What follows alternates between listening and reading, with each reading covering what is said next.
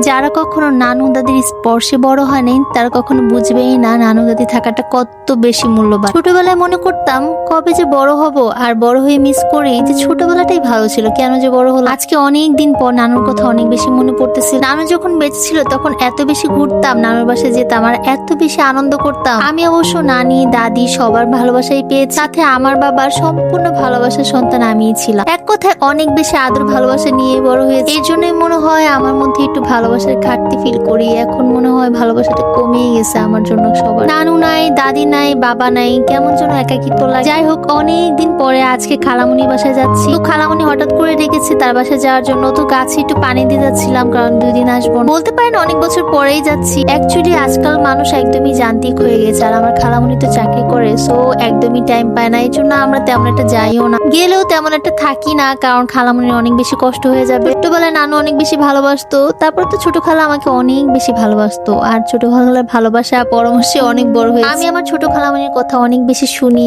মানি, তাকে অনেক বেশি রেসপেক্ট করি। আর আমার খালামুনিও আমাকে সবচেয়ে সুন্দর ড্রেসটা সবসময় কিনে দিত। আজকে আম্মু আগেকে চলে গিয়েছে, তো হঠাৎ করে খালামুনি ফোন করে রেখেছে যেন আমরাও চলে যাই তাদের বাসায় থাকার জন্য। ঘর দুয়ার একদমই ভালো মতো দোয়া কালাম পরে, তারপর জানলা দরজা লাগিয়ে তারপর নেমে যাচ্ছিলাম। আমাদের বাসার শীত এত বেশি সুন্দর না, এত অ্যাকচুয়ালি এখনো শীতে টাইলস করা হয় নাই, তাই এত বেশি ভালো লাগে না। টাইলস করার পরে অনেক বেশি ঝকঝক করবে। আমাদের বাসা যতটুকু সুন্দর না হোক, কিন্তু আমাদের বাড়ি এলে অনেক বেশি ভালো, অনেক বেশি ভালোবাসে আমাদেরকে, আর কি আদর কদর করে, এই জন্যই থাকি আমরা। বলতে গেলে ভালোবাসারই কাঙ্গাল, তাই না? প্রত্যেকটা মানুষ ভালোবাসা সম্মান সবাই পছন্দ। খালামুনি বাসা যাওয়ার সময় কলাটা খালামুনির জন্য নিয়ে গিয়েছিলাম। আমি জানি খালামুনি অনেক বেশি কলা পছন্দ করে, কিন্তু আমি সবসময় খালামুনির বাসায় চম্পা কলা, সাগর কলাই দেখেছি। আমার আবার ইদানিং বাংলার কলা খেতে অনেক বেশি ভালো লাগে। আর যে দেখি পাউরুটি আর মাখন, মাখন দিয়ে রুটি খেতে আমার যে কি পরিমাণ ভালো লাগে। ছোট্টবেলায় আমি অনেক বেশি মাখন আর রুটি আর চিনি দিয়ে মিক্সড করে খাই। সাথে খালামুনি রান্না করেছিল সেমাই, আর খালামুনির হাতের এই সেমাইটাই অসাধারণ লাগে। একদম দুধটা ঘন করে দেয়, একদম কি যে সুন্দর ঘিয়ের ফ্লেভার আসে। আর সাথে রান্না করছে কলার পিঠা। আমার ছোট্ট খালামুনি পায়েস সেমাইগুলো অনেক বেশি মজা করে রান্না করে। পিঠা আমি তেমন একটা খাই না, এর জন্য আমি একটা দুইটা খেয়েছি। খালামুনি 2টা মাত্র ছেলে, সো